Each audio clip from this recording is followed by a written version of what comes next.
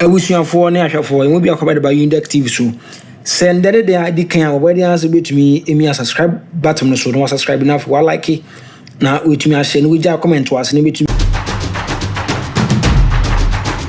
You know, it's your boy Captain to the Planet. I'm here to talk to you about Undeck TV. Please subscribe to Undeck TV. Subscribe.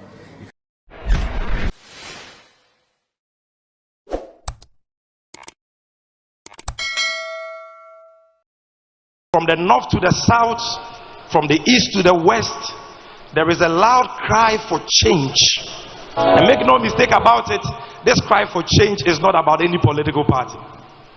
This cry for change is about the redemption of the soul of our nation. It is about the healing of the soul of our nation. It is about resetting our country for jobs, prosperity for all, and accountability. And ladies and gentlemen, as daunting as this task is, we all have the collective capability under the right leadership to turn things around. The right leadership. But you see, who is that leader who can be trusted to lead all of us to build the Ghana we want together?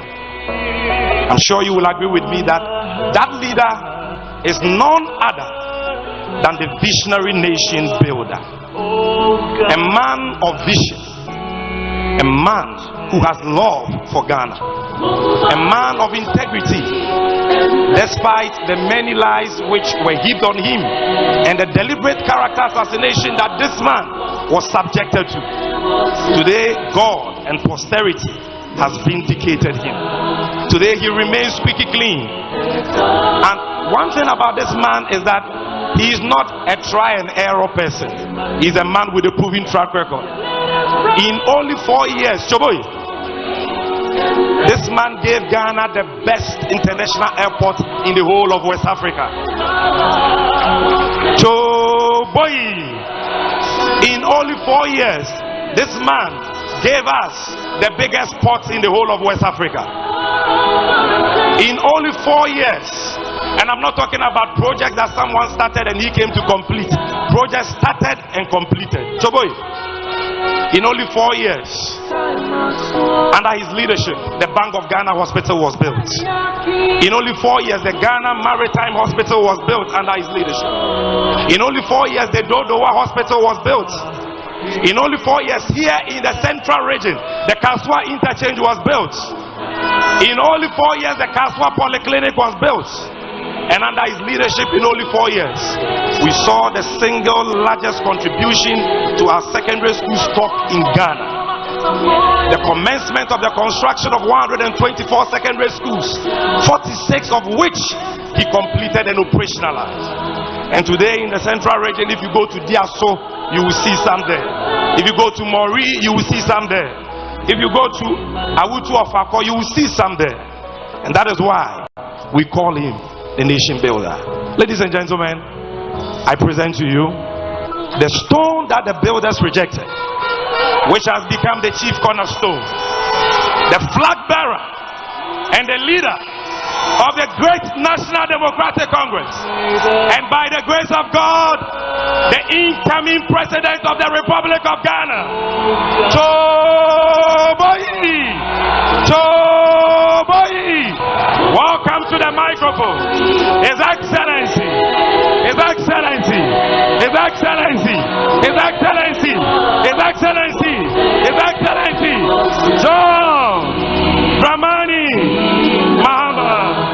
Dear comrades, members, supporters, sympathizers, and followers of the National Democratic Congress, the good people of Ghana watching and listening from across the country and the world, and those who have joined us here in Winneba, Professor Jane Naana Opoku-Agyemang, my running mate for the 2024 election, the Right Honorable Speaker Alban Bagbin, a bona fide member of our party, my beloved wife Lodina,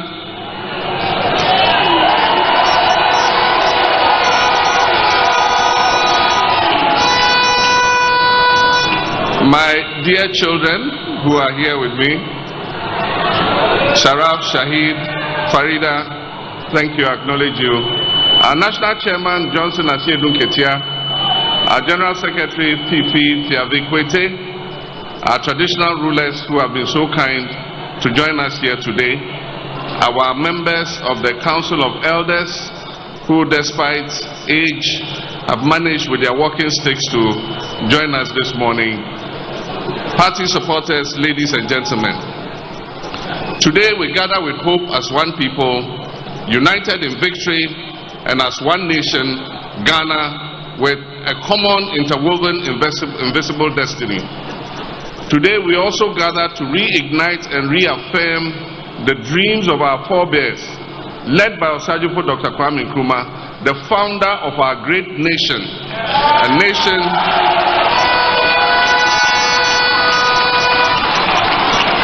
nation with one destiny, a destiny that cannot afford to endure one additional day beyond January 7, 2025 of the maladministration, the mismanagement and state capture this nation has been subjected to over the last almost 8 years. For the sake of God's children and in the name of God, the people of Ghana will wake up from this nightmare and envision a bright new dawn of opportunities for all its people and not just a few. My brothers and sisters, our dear nation Ghana is bleeding. Ghana's soul is calling for change. Mother Ghana is crying for its true and genuine patriotic citizens to rise up to reset our beloved nation. Ghanaians can take no more of the hardship, the impunity, the state capture, the hypocrisy, the lies and bad governance that has been inflicted on them over the 2 terms of this outgoing administration. We cannot fail Mother Ghana, and therefore I urge you all to vote for change on December 7th, 2024. We, the members of the National Democratic Congress, have gathered here to express our utmost belief in democratic governance and to proclaim right here in Winneba, also called SIMPA, that the time is up for this administration. The time is up for them to go. They have decimated our democracy beyond recognition. They've destroyed livelihoods and families and pushed millions of our people below the poverty line. Your vote on December 7th will end the tyranny. It will end the cronyism. It will end the corruption. It will end the hardship. It will also pave the way for the vision, experience, and trustworthiness. And I, John Dramani Mahama, is going to restore that to the Flagstaff House.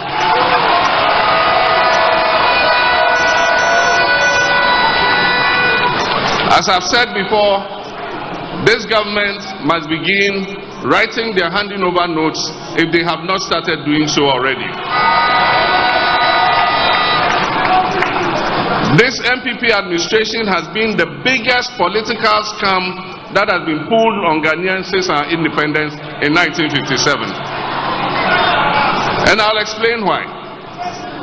They were repackaged with ribbons and sweetly scented with enticing promises. Most Ghanaians will agree that Nana Akufo-Addo is indeed the president Ghana never got. And indeed, I dare say, his much-touted economic whiz-kid, Vice President Dr. Mahmoud Bawumia, is also the economic messiah Ghana never got.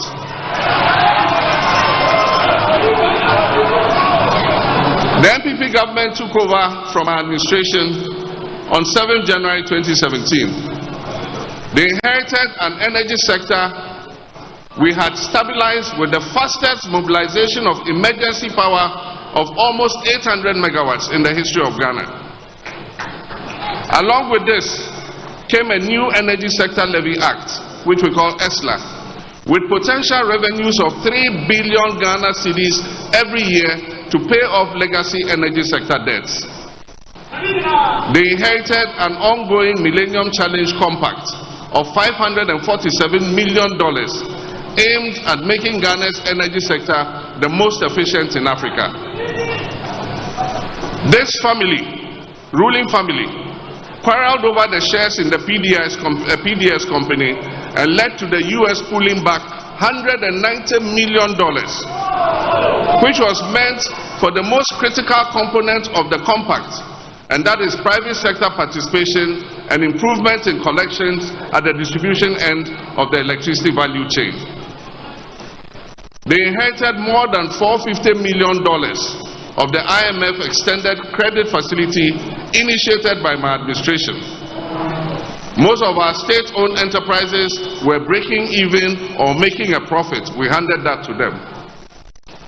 They inherited a cocoa production of more than 960,000 metric tons of cocoa, with a cocoa board that was making profit and owed only 1.5 billion cedis to the central bank in cocoa bills.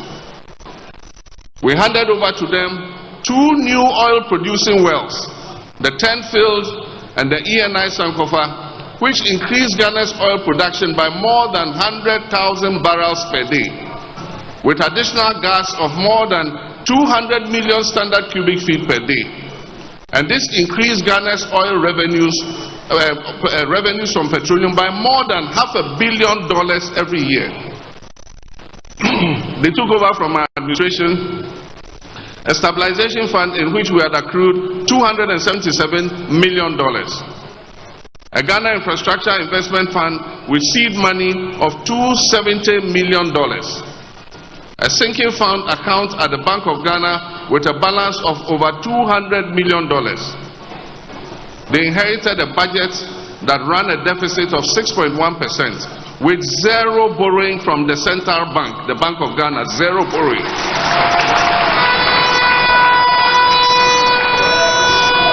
They inherited a stable currency that traded at about 4 cedis to $1. Inflation was at 15.4%. Unemployment was at 8.4%. And when we handed over the administration of this country to the Akufo-Addo-Bawumia government, Ghana's debt as a percentage of our GDP was 56%. As a result of fiscal consolidation, we handed over an economy that was set to grow above 8%, as predicted by the World Bank and IMF and all the credit rating agencies. Private businesses enjoyed an enabling environment to thrive, and foreign investors were queuing to make investments in our economy. The NPP government also took off with a stabilized economy and significant buffers with enormous domestic and internal goodwill. Indeed, this has been the most favored government in our history. But alas, the Ghanaian people's favor, their goodwill, has been repaid with only pain and anguish. This government has received more revenue than all governments combined in the history of Ghana. And as the saying goes, to whom much is given, much is expected. Unfortunately, the people of Ghana have been severely shortchanged by this administration. The scorecard of this administration has been abysmal. An inflation rate that went as high as 54% and is currently still hovering above 20%. Ghana today has one of the highest food inflation rates in the whole of Africa. We have a currency that has depreciated to almost 16 cedis to $1, and we borrowed more than 70 billion from the central bank, the Bank of Ghana, causing a serious upsurge in inflation and causing the Bank of Ghana to go broke. We have a debt to GDP that went as high as 104%, and today the unemployment rate is almost 15%, from just above 8% in 2016. Worst of all, Ghana has defaulted on her debt payments and has therefore engaged in a debt exchange that has resulted in painful haircuts, and they have deferred the tenure of bonds at lower interest rates. This has caused a lot of trouble for investors, including pensioners. Cocoa production, which has been one of the mainstay of our economy, has plummeted. And for the first time in the history of our country, the Cocoa Board annual syndication, which was sought after by all international banks, today it has no takers. Nobody is willing to lend Cocoa Board any money.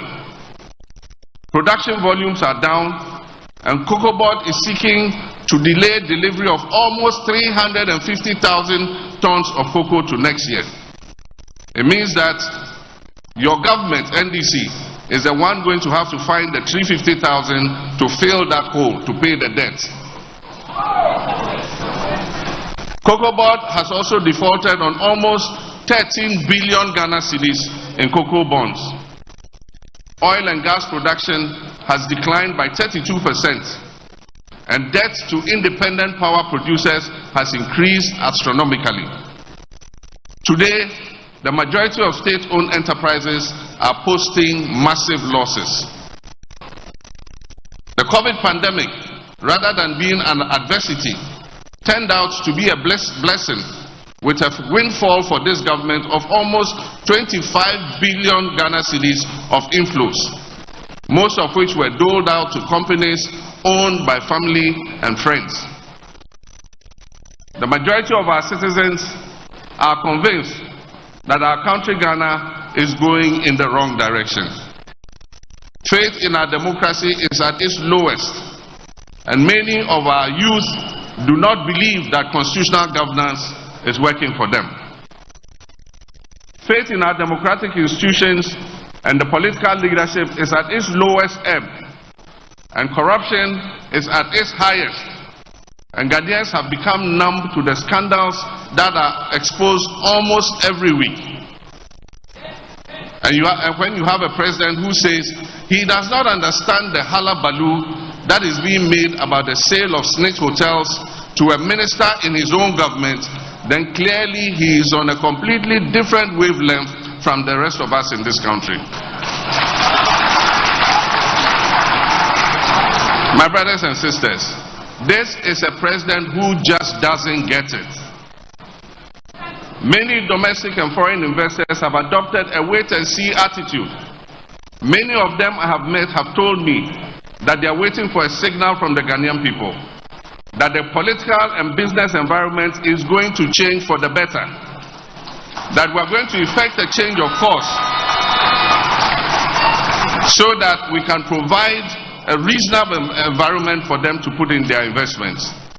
Ladies and gentlemen, the Holy Book in Matthew 25:14-30 tells one of the parables of Jesus Christ, and this is the parable of the talents. This parable teaches us to invest whatever is put in our care wisely for the benefit of our master. The master in this case is the people of Ghana. This administration is just like the last of the servants who buried his talents that was given to him by his master, and when his master came, he returned the 1 talent to him. But in this case of Akufo-Addo and Bawumia and their cabal, they did not bury the 1 talent and give us back our 1 talent when we returned. They gambled with the talents that we gave them, and they landed the people of Ghana in a huge debt.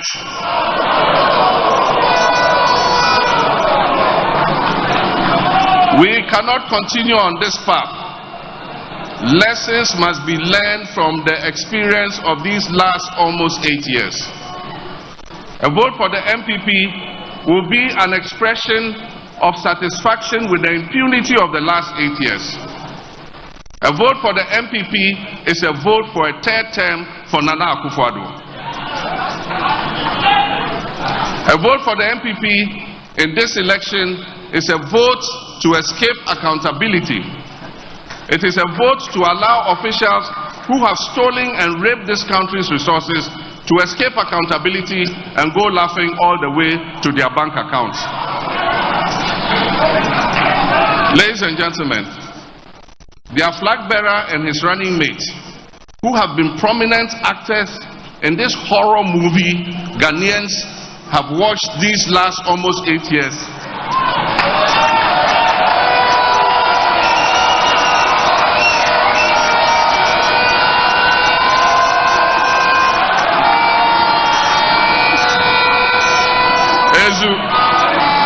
You know horror movies, don't you? Their flag bearer and his running mate, who have been prominent actors in the horror movies Ghanaians have watched these almost last 8 years. These people cannot be the ones to exact accountability from the government of which they have been an integral part. We are at a critical juncture in our democratic history. Choices we make in elections come with consequences. We cannot afford to fail this time. A restive youthful population does not have the luxury of trial and error. They do not have the luxury of trying a driver's mate who has learnt his driving skills from the same driver who crashed the Ghanaian vehicle of state.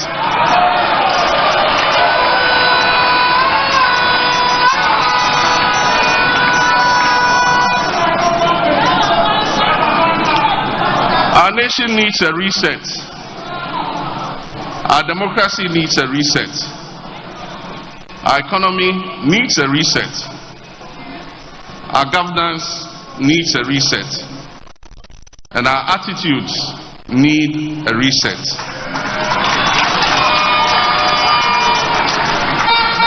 We need a government that will galvanize the efforts of all Ghanaians, irrespective of ethnicity, religion, or party affiliation. We need a government that will allow all businesses to thrive, whether owned by domestic investors or foreign investors, no matter their ethnic, religious, or partisan colors of its owner. We need to make a change that will usher in a government that is responsible and accountable. We need to open up this country for business again. Ladies and gentlemen, we're going to present to you our manifesto. We need a leadership that will crack the ship when its own appointees go down the wrong track.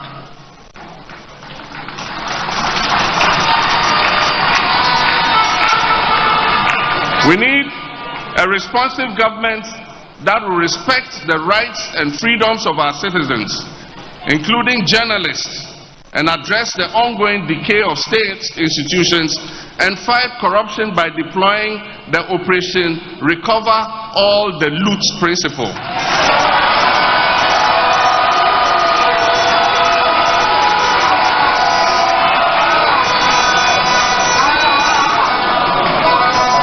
Operation Recover All the Loot strategy, and that is ORAL.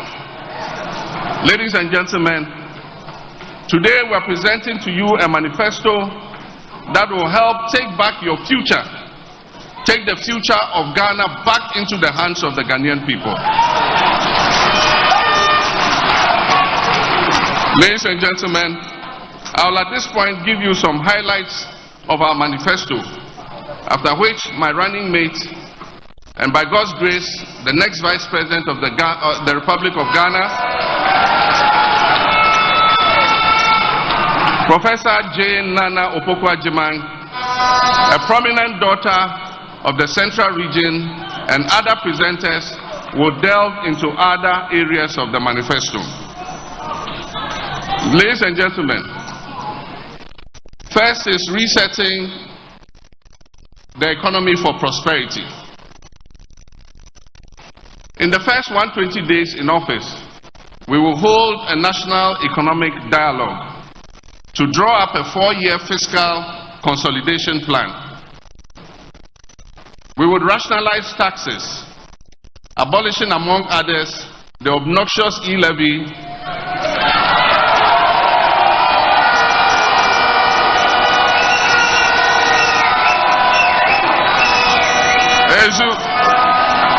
the COVID levy, and the 10% levy on bet winnings.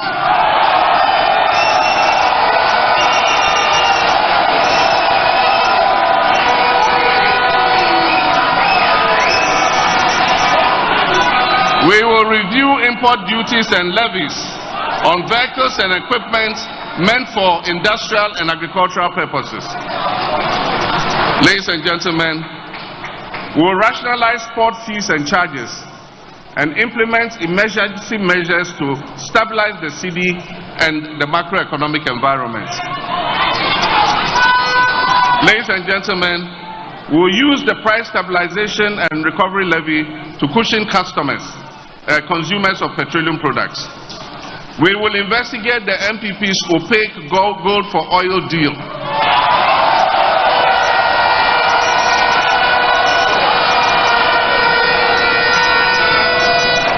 We will review the gold purchase program of the Bank of Ghana and will restore the licenses of wrongfully collapsed banks and financial institutions.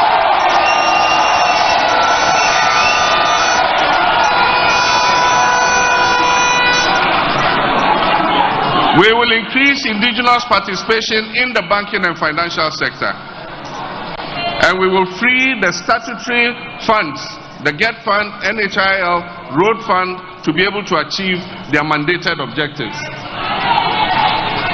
Ladies and gentlemen, alleviating the current economic hardships. And one of our first programs is the no fee stress policy.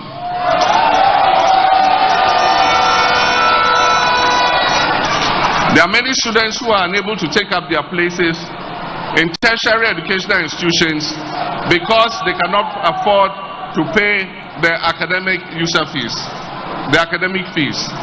And so we'll take that stress off them. For the first year, they will not be required to pay fees.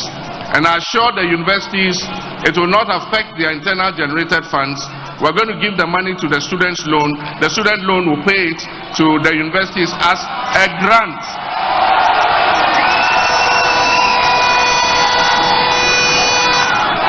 It will be paid as a grant, not as a loan. And aside from that, we're going to increase the subvention that goes to our public universities so that we can improve quality and learning in those universities.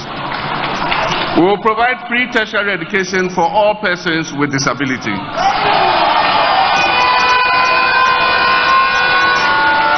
And we will provide free sanitary pads for girls in school.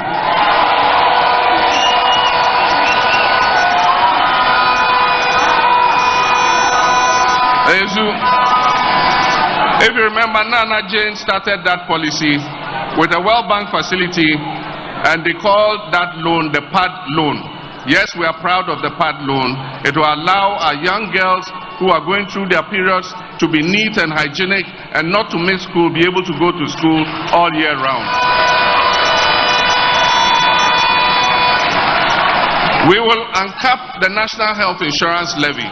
Currently, there's a cap on the levy, and so a certain portion of the levy goes into the consolidated fund, and so the Health Insurance Authority is not able to pay the health facilities, reimburse them for the services that they provide. We will uncap the health insurance so that all the National Health Insurance levy will go into the National Health Insurance Fund so that they can pay the hospitals for looking after our people. And of course, this is associated with it. We'll reprioritize the health sector by ensuring timely releases of payment to service providers. We'll establish the Ghana Medical Care Trust, into brackets, somebody calls it Mahama Cares, to support persons with chronic diseases such as kidney failure, cancer, sickle cell, diabetes, hypertension, and other health-related diseases.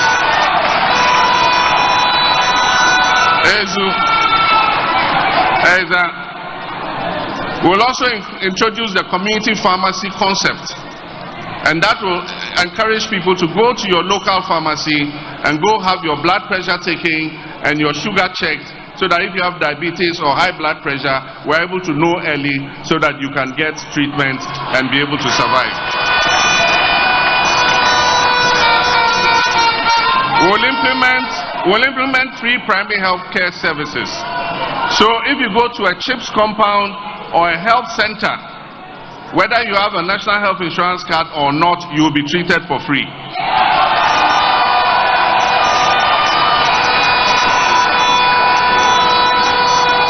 And so from the health center level down, polyclinic, health center, CHIPS compound, if you go, you will be treated for free. From the district referral hospital upwards, you use your Ghana card, your National Health Insurance card, and you receive treatment.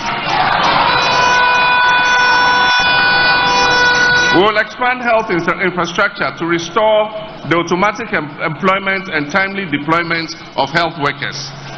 And so we're not going to wait till elections are coming and announce that we've opened the recruitment portal. The recruitment portal will be open and will do continuous employment of health workers, doctors, and nurses.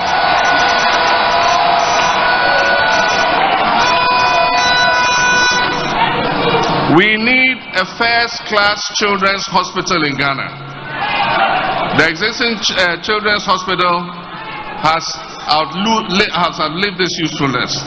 And so we're going to construct a state-of-the-art 500-bed specialist children's hospital in Accra.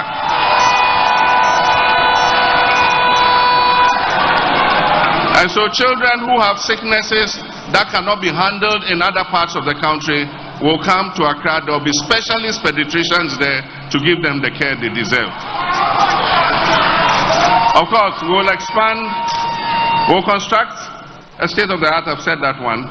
We'll also construct a fertility center. There are a lot of mothers who cannot have children just because there's something wrong with the reproductive system. It can be corrected, and they can have babies and enjoy the joy of motherhood.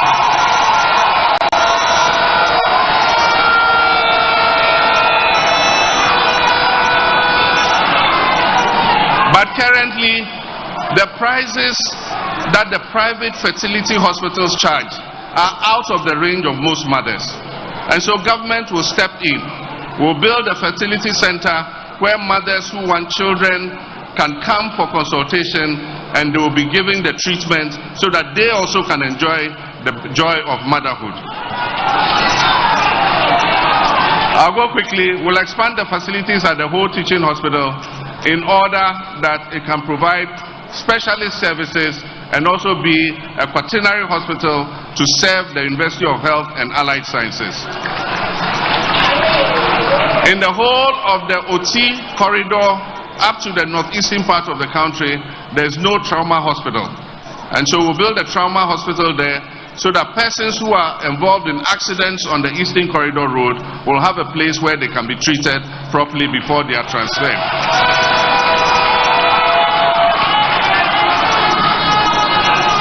We will establish modern dialysis centers in hospitals in regions that don't have them. Currently, most of Upper West, my own hometown, Bole, and other places, if you have a kidney ailment, the only place you can go for treatment is in Kumasi. And you have to go with your wife, your family, you have to find a place to stay. It is a burden. And so we want to make sure that every region has a modern dialysis center so that we can ease the burden on persons with kidney ailments. We will build modern hospitals in Boko, Yendi, and other underserved areas. Ladies and gentlemen, this is the 24-hour.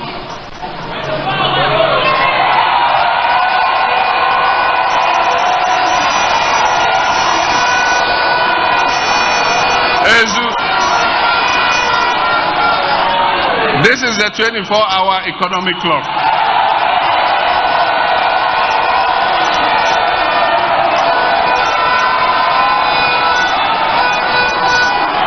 One job, 3 shifts, 3 people. 1, 3, 3.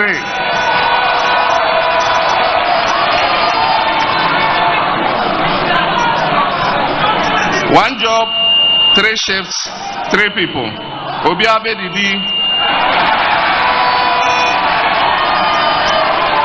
Ezu. Extraordinary problems require extraordinary solutions for extraordinary results. And so businesses and public organizations will be encouraged to operate 24/7 in 3 shifts of 8 hours each. This will boost production, it will increase employment and provide well-paying jobs. It will transform Ghana into an import substitution and export-led country. It will increase employment opportunities and revenue, and it will enhance access to public services. We will focus on some selected public institutions that have huge customer traffic. For instance, the ports and harbors should be open 24/7. That means we have to employ more workers at the port. We have to employ more customs officers, more Gapoha workers, more forklift operators and all that. We need customs. Customs should work 24/7, 3 shifts, so that at any time your items come, customs at any time of the day is open for business. You can go and process your import things, papers, and take your things out of the port. We must have a passport office that is operating longer than 8 hours, so that people who need passports and other such documentation can have access to it. We must have a DVLA that is working more shifts than 1 shift, so that more people can get their licenses processed in a shorter time than the current waiting time.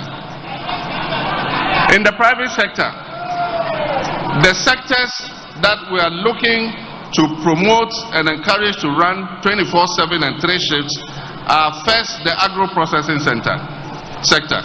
That is those who will process our cassava into cassava starch, cassava flour, gari and all that. There's a huge market in Africa for all these products and in other parts of the world. Manufacturing, that is industry.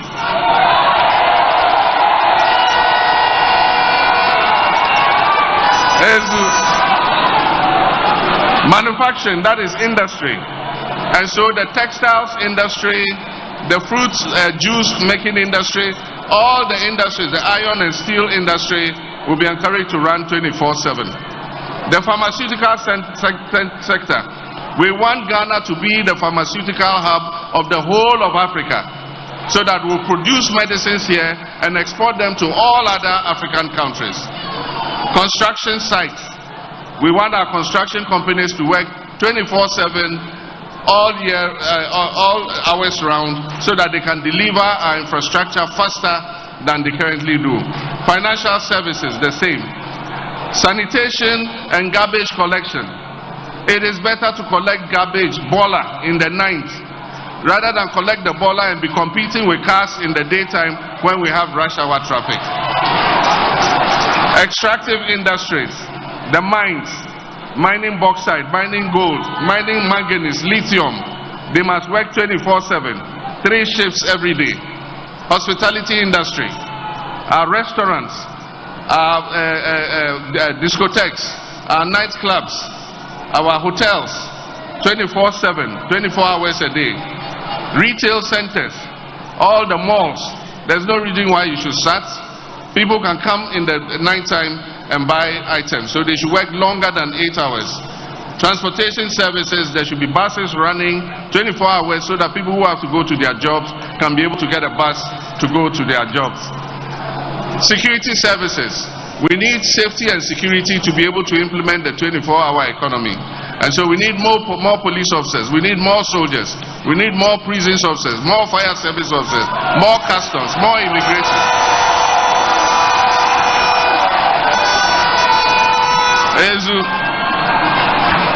Now the support package for 24-hour businesses is to stimulate demand for 24-hour economic goods and services.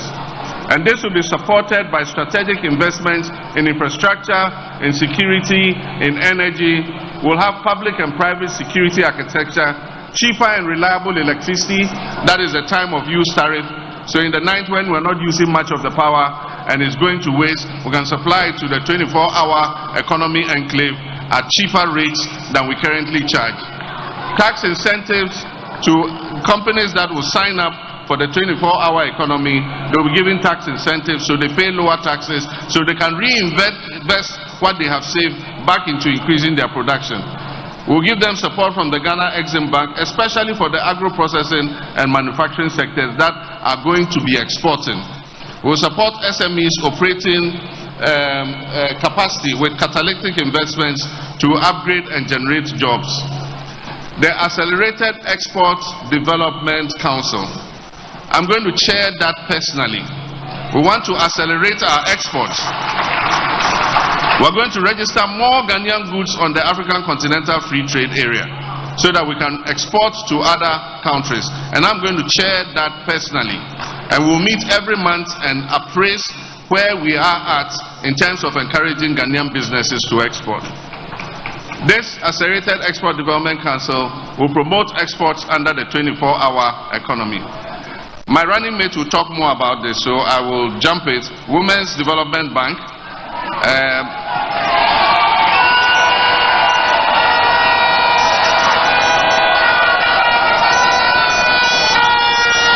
It will give low interest loans, particularly to women's businesses. She'll talk more about it, so let's jump in.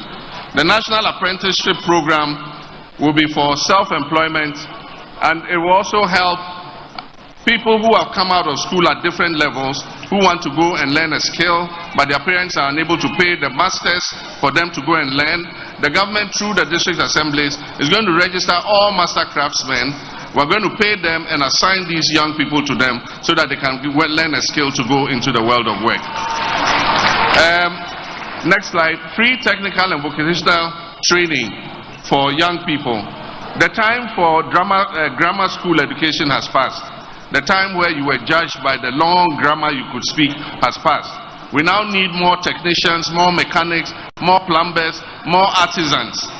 And so we're going to shift our focus from grammar school and build more technical and vocational educational schools so that our children who leave free SHS, who leave JHS and unable to continue, can go and train as apprentices and be graduated with certificates. We'll provide them with startup capital to be able to start their own small businesses. We'll also use NVTI to train and test them so that they can get their certificates to enter the world of work. We have what we call the Jumara program. And this is the entrepreneurial program. Nobody says you must finish school and become an employee. You can finish school and become an employer and employ employees. And so every year we want to target 10,000 youth entrepreneurs to set up their own businesses. We'll mentor them, we'll monitor them, we'll supervise them until they're able to stand on their own feet, and they will employ their colleagues instead of becoming employees.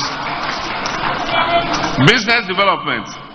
We exempt new and small businesses, that is small and medium enterprises, new and small businesses that are registered, and personal income tax of those businesses from the first 2 years after they are incorporated.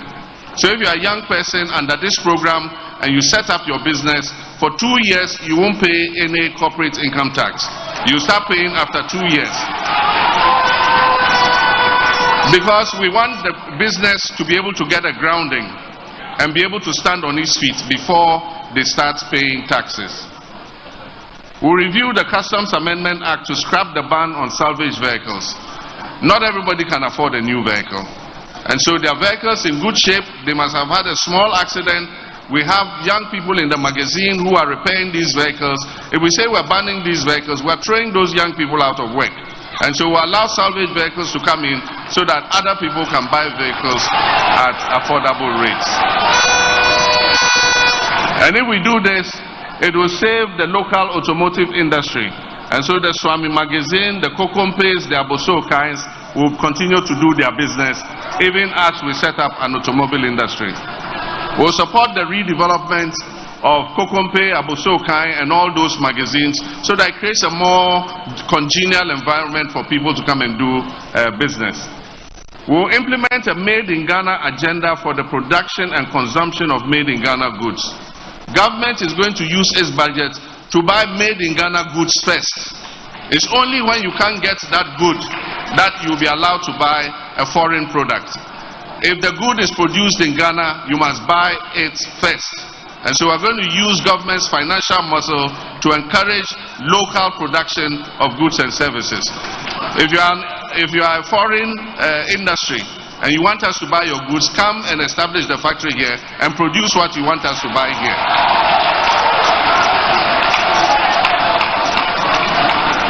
We will launch an Export Ghana policy, and it is the Accelerated Economic Development Council that is going to oversee this Export Ghana policy. And we're going to use that policy to facilitate exports under African Continental Free Trade Area and also the ECOWAS trade liberalization. We will enhance the role of the Ghana Exim Bank in financing non-traditional exports. We'll readjust their focus so that they are putting money into industries that are exporting products, so that we can give them capital at a cheaper rate. Money yo, am I right? A money yo pension scheme. We'll introduce a money yo pension scheme so that persons in the informal sector who want to put something aside for their pension and their retirement can put 10 Ghana cedis a day, 5 Ghana cedis a week, 50 Ghana cedis a week. They will keep paying it so that when it gets to their turn for retirement, they have some money that they can rely on. We'll also, this pension scheme will cover commercial drivers and my dear Okada riders. They will also be part of the pension scheme.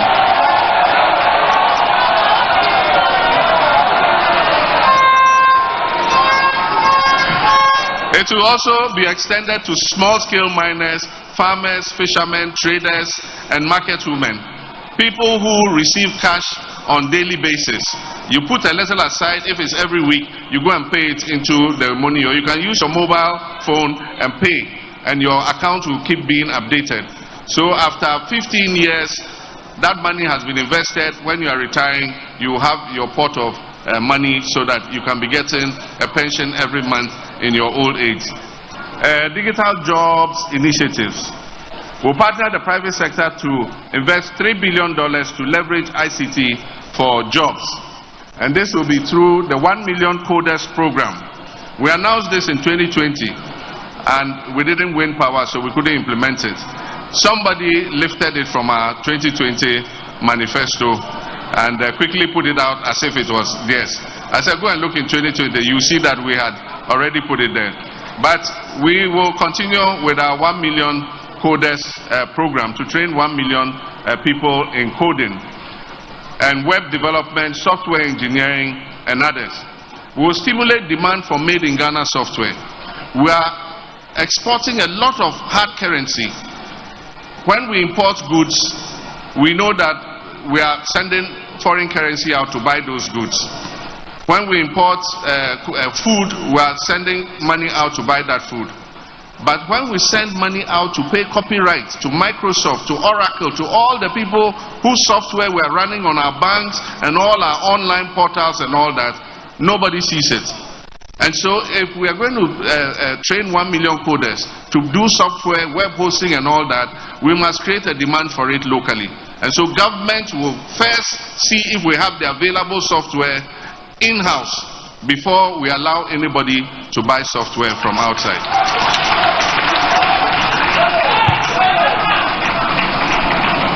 And so we exchange payments for subscriptions to overseas vendors. We establish regional digital centers for business process outsourcing. Business process outsourcing is when you sit in Ghana and you get a contract from abroad to do a certain job. You're able to do it from here without being physically there. And so you can process parking tickets in New York. You can process various items that they want. At times when they have gone to bed, they need somebody to be taking calls and responding to clients. They sometimes outsource it to other countries. Ghana is a good center to take advantage of this because our English is even clearer than many of the other countries that are doing the business process outsourcing. So people want Ghana to expand.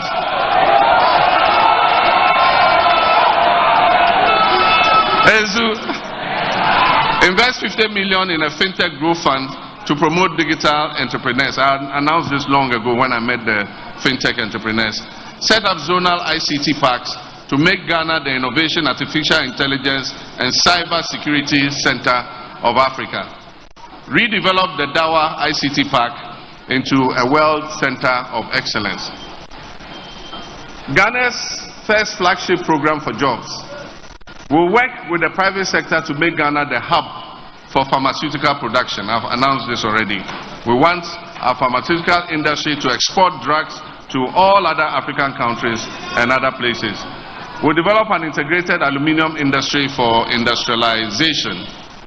We'll invest in the production of plastics, fertilizers, and other synthetic materials here.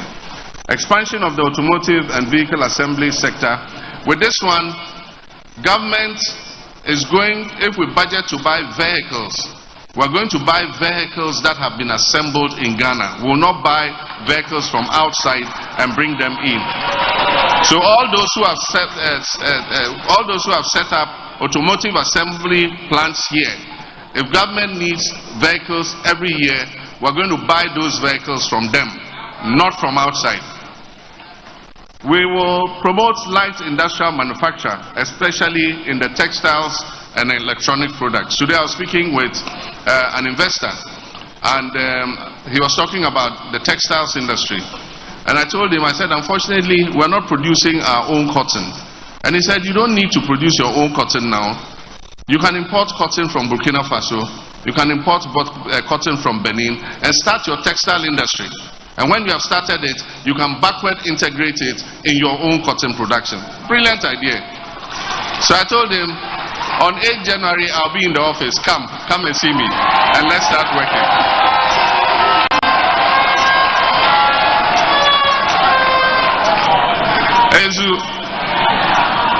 And so, we'll revamp the textile and cotton and allied industries. We'll set up agro-industrial zones in all regions. I've said this already. We'll get a site in every region. Government will clear the site. We'll develop the site. We'll bring water, electricity to the site. And any private sector developer who wants to produce to buy agro products and process can come and get a land within the agro processing zone and start his business, so that he doesn't have to go and quarrel with families. They'll sell him land, another person will come, no, the land was not for this one. Government will secure the land so that they can easily set up their businesses. Establish mini processing plants for cassava, tomatoes, fruits. Set up cashew processing factories in Bono East and Ahafo, where we have the most cashew. You know, set up ginger processing plants in Oti. We look at the comparative advantage of every region, and we will set up the plants that suit that region. We're not doing one district, one factory. We're looking at every region's comparative advantage, and we'll put in the processing capacity that will make use of their products.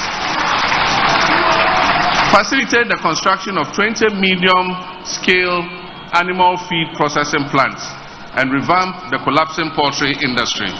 One of the major inputs that goes into poultry and livestock is the feed. It is very expensive because we import a lot of it currently. If we're producing more of it, we can get a lower price for the feed.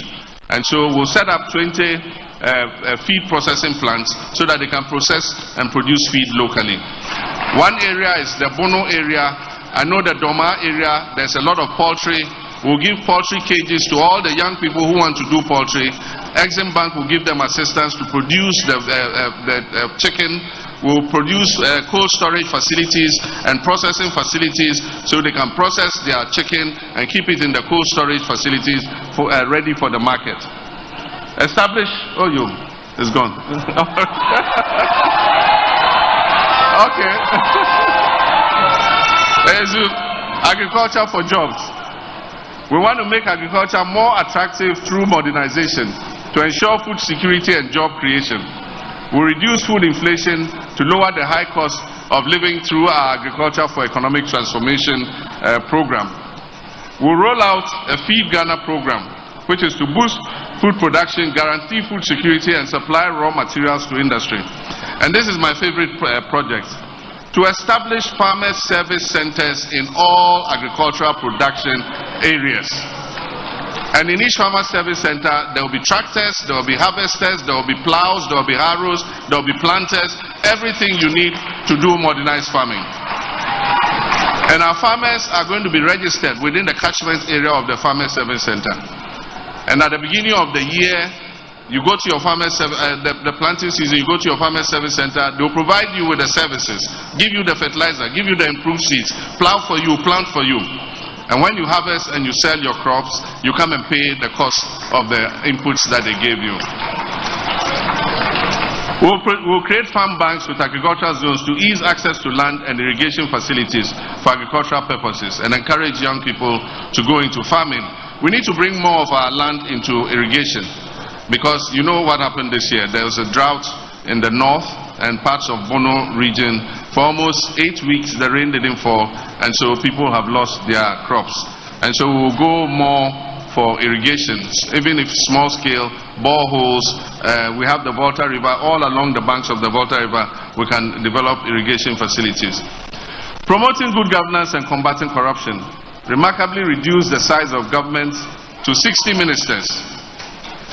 No more than 60 ministers. And so there will be other things for other people to do. We all can be ministers. I know when I say 60 ministers, I say, you know, there are people aiming to become ministers, but we all can be ministers. So we would choose 60 ministers, but others would have other assignments that they can do. Address the benefit disparities between Article 71 holders. I've said this already. We have two public servants, Article 71, and then the others who are under the fair wages. And so we want to bridge the disparity between them so that all of us come under an independent emoluments committee, and our salaries and emoluments are determined from the smallest watchman to the president. We will determine our salaries and wages. A ruthless war against corruption. Operation Recover All the Loot. Oral. Is to prohibit political appointees and then politically exposed persons, not only political appointees and politically exposed persons, and all serving public officials from purchasing state assets. So it's not only me who cannot buy a state asset. My wife Lodina cannot buy a state asset. My son Sharaf or Shahid or Farida cannot buy a state asset because they are politically exposed persons.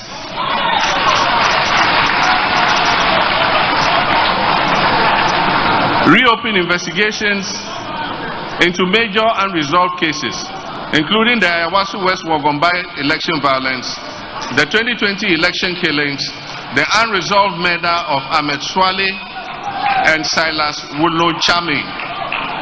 There are all these cases that occurred under this administration. They refused to investigate them. Even where they've investigated, they refused to implement the reports. They've not paid any compensation to the persons who are affected. We're going to look at all that and we'll deal with it. Dedicate equitable attention to all levels of education. Improve free SHS. Improve the quality of food for our children. Cancel the double track so that all our children can go to school at the same time. We're going to provide dedicated and sustainable source of funding for free SHS. The problem with the free SHS is it has no dedicated funding. And so it's subject to the hazards of the budget.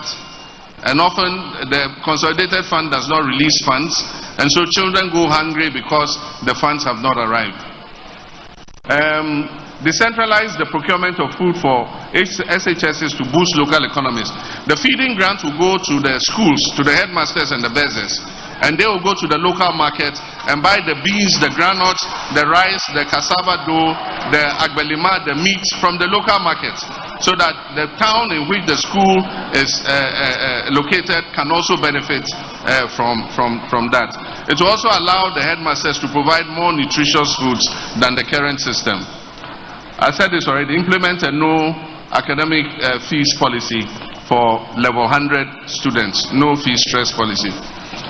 We'll use 5G and low Earth orbit systems to improve the quality of education across the country by extending course tutorials to students everywhere. We have good masters in different schools, and so for us, perhaps the best mathematics master is in Wesley Girls. The best French teacher is in Ghana Secondary School. The best geography teacher is in GSTS. Ghana Education Service will select these teachers. and they will teach. They will be filmed teaching the course online. They will teach online, and we'll upload this course content on YouTube, and so you can go on YouTube and download what you want. If it's mathematics, you download it. If it's geography, you download it. But at the same time, it will be available on demand. And because we're going to put Starlink satellite, internet satellites on every secondary school, the teachers can use the Starlink to show the children the demonstration by these teachers. And so you can be in Bunkurgu Secondary School.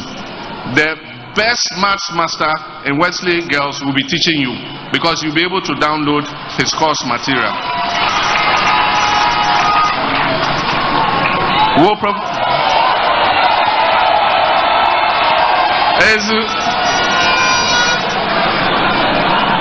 That's the Basintali boy.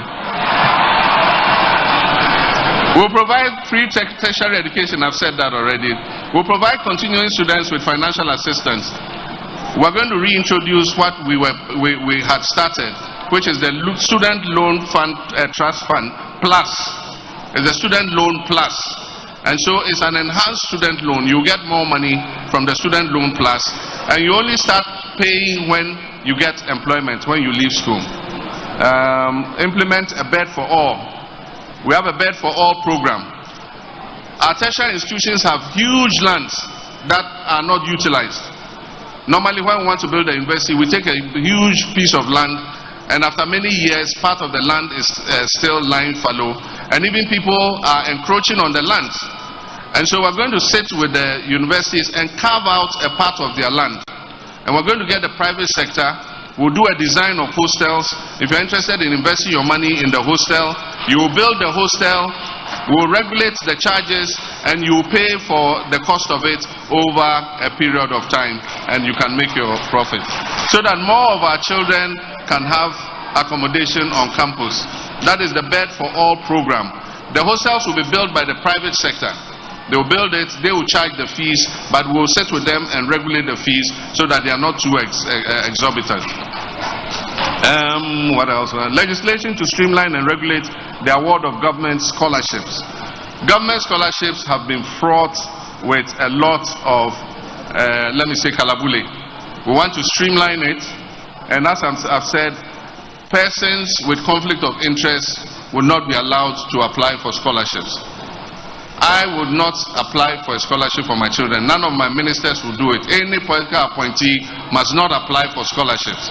You must pay for yourself. Leave the scholarships for the children of the underprivileged.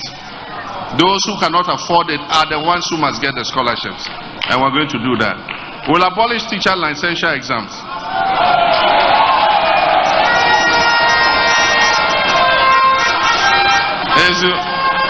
We'll abolish teacher licensure exams and integrate it into the licensing process in their final year exam.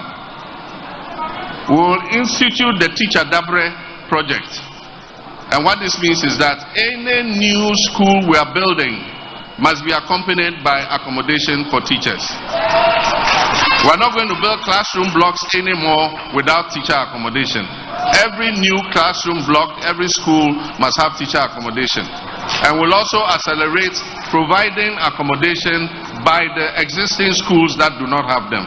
And that will be the Teacher Dabre. It means where teacher will sleep program. In consultation with the stakeholders, we would push ahead with the implementation. This has been on the drawing board for a long time. That is 20% basic salary, special allowance for teachers and health workers who accept postings to rural areas. Most of our teachers and health workers don't want to go to rural areas. Everybody wants to serve in the city. And so we're going to map out what we define as rural areas. If you accept posting to go there, you get 20% of your basic salary as an incentive, as an allowance to teach in the rural area. Expand infrastructure to ensure prompt employment of nurses and teachers. And so that is also part of it. Assist teachers to own their own vehicles of their choice by offering flexible duty payment arrangements and employer guarantees in partnership with teacher unions and the banking sector. We will encourage teachers to take loans to own their own cars, teachers and other public sector workers. And so your bank will pay for the car, we will deduct it from your salary and pay straight to the bank. And what we'll do is, we will not waive the duty on the vehicle. What we'll do is, we'll allow you to pay the duty in small installments until you finish paying the duty, so that the car is yours. You'll be using the car while paying bit by bit by bit. I didn't say 1 cedi, 2 cedis. That would take 1,000 years to pay. But it will be a percentage of your salary that will go towards paying off the cost of the car and the installment payments of the duties. This is going to be the age of the railways. We have paid lip service to building railways for a long time, and this time we want to make a move on it. It's going to be done by build, operate and transfer. Because we've been shut out of the international credit market, there's no way we can go on the capital market and borrow to build railway lines. We're going to offer an expression of interest, transparent, to companies that are willing to invest in our railways, and they will bring the money, they will build the railway lines, and all the revenue will go towards repaying the railway lines. And so if it takes 25 years to repay, they will control it for 25 years. After 25 years, when they have recouped their money, then we'll sit down with them, and then they will transfer the assets to the government of Ghana. And so the western and eastern lines will be connected to the landlocked countries. And so there will be a line that joins from the western and eastern lines and goes up north to Burkina Faso, so that we can send Burkina Faso containers up to their country, and we can bring down their cotton and their imports down to the ports for exports. Construct urban intracity railways and BART rapid transit. The time has come for us to take some of our people off the roads. Many countries are moving in that direction, and so there are light railways that supplement the urban transport system.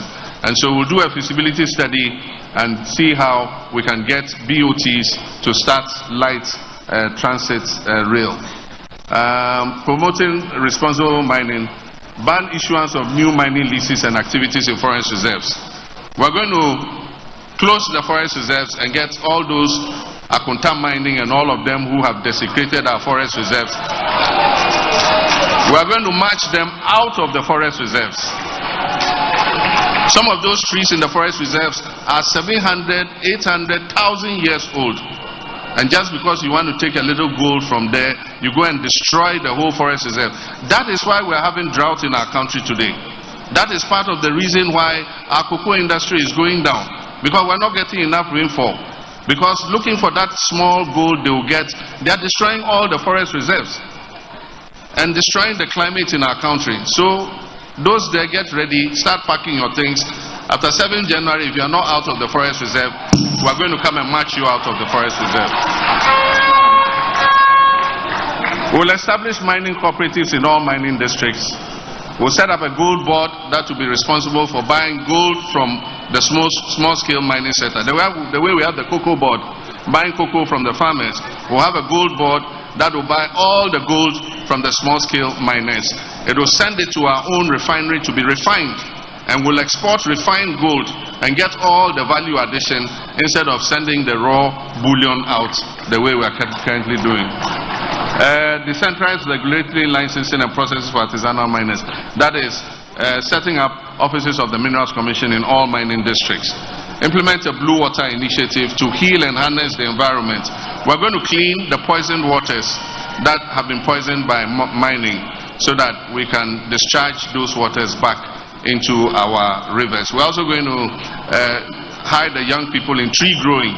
And so in the areas where mining has finished, we will level the ground, close all the holes, and we'll have young boys from the community. We'll pay them a stipend every month. We'll give them a bobo yas. We'll put polytanks in there so that they can plant trees on the mined out land, so that we can reclaim the land. Implement a tree for life reforestation policy. This is what I just talked about. And so we're going to plant commercial trees like cocoa, palm, and rubber on the lands that have been reclaimed. Implement a blue water initiative, I just talked about it. So these are just tidbits of what you are going to see in the manifesto.